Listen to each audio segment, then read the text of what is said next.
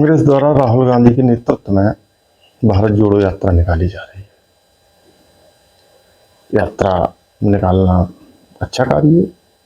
जनता के बीच जाना, जनता से संबंध स्थापित करना, जनता की बात सुनना, जनता से अपनी बात कहना नेता का मूल कार्य है। और इस कार्य को अगर कोई कर रहा है तो उस पर सवाल कैसे उठाया जा सकता है। तो राहुल गांधी का यात्रा निकालने का निर्णय, जनता के बीच जाने का निर्णय बहुत शानदार है। इस पर कोई सवाल नहीं उठाया जा सकता। लेकिन उनके आचरण पर, उनकी बातों पर, उनकी दावों पर चर्चा की जा सकती है। तो राहुल गांधी लगातार ये दावा कर रहे हैं कि वो प्रेम फैलाने निकले हैं, भारत को एक सूत्र में बांधने निकले हैं, वो नफरत के विरुद्ध निकले हैं। और ये दावा करने का आशय यही है कि नरेंद्र मोदी या भाजपा सरकार या दक्षिणपंथी विचारधारा इतनी ज्यादा हावी हो गई है कि उससे पूरा माहौल तनावपूर्ण हो गया है। तो उस तनाव को कम करने के लिए वो भारत की यात्रा पर निकले हैं। लेकिन उनके इस दावे को उनके व्यवहार में से देखा जाए तो कोई सत्यता दिखाई नहीं देती। आपको ध्यान होगा 12 सितंबर को कांग्रेस के ट्विटर हैंडल से एक फोटो शेयर किया गया। शेयर किए गए फोटो में आरएसएस की नेकर को जलता हुआ दिखाया गया था।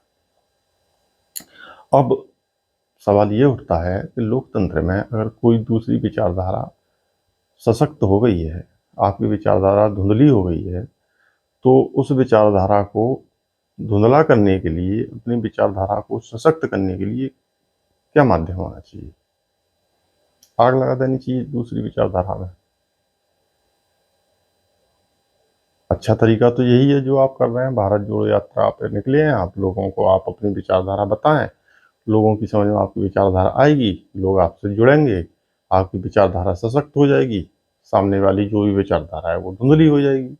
यही एक तरीका है, यही होना चाहिए।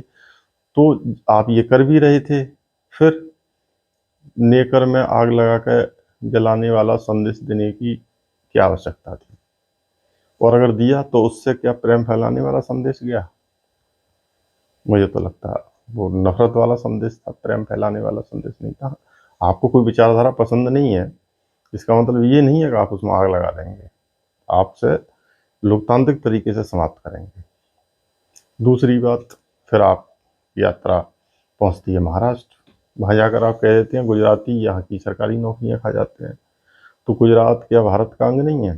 गुजरात के लोग भारत के नागरिक नहीं है? आप एक राज्य के प्रति दूसरे राज्य के लोगों को भड़का रहे हैं, उनके प्रति वैमनस्य पैदा कर रहे हैं, उनके अंदर जहर घोल रहे हैं। तो इससे प्रेम कैसे फैल सकता है? इससे नफरत को मिटाया कैसे जा सकता है? फिर आप मदुरई में एक पादरी से मिलते हैं। उन पादरी साहब पर आरोप है कि उन्होंने पीएम और एचएम पर बड़ी गंभीर टिप्पणियां की थी, निंदनीय टिप्पणियां की थी, जिसको लेकर एफआईआर दर्ज है। उसके साथ आप बैठक करते हैं, उसके साथ आपके फोटो शेयर होते हैं, वायरल होते हैं। फिर आप यात्रा मध्य प्रदेश आती है। मध्य प्रदेश में आपका पूरा परिवार उसमें शामिल होता है। प्रियंका वाड्रा, बहन हुई आपके रावत वाड्रा। तो मूल आरोप तो आप पे यही था कि आप परिवारवाद, खानदानवाद और वंशवाद के द्योतक हैं। तो आप कांग्रेस की छवि बदलने निकले हैं। परिवार आपके साथ आ रहा है, परिवार आपके साथ खड़ा है, परिवार आपके बराबर में खड़े होकर वही सब चीज़ें कर रहा है। तो एक परिवारवाद वाला भी आरोप आपसे नहीं मिट रहा, वंशवाद वाला भी आरोप आपसे नहीं मिट रहा, और नफरत वाली बात भी आपकी फर्जी साबित हो रही है, प्रेम भी आप नहीं फैला रहे हैं। अब बात भ्रष्टाचार पर आ जाते करते हैं। तो ईडी नेशनल हेराल्ड केस को लेकर आपसे पूछताछ कर रहा है, आपकी माता श्री सोनिया गांधी से पूछताछ कर रहा है। उस पूछताछ के दौरान आप यात्रा पर निकल गए। वो जांच वहाँ की तहाँ पेंडिंग है अभी।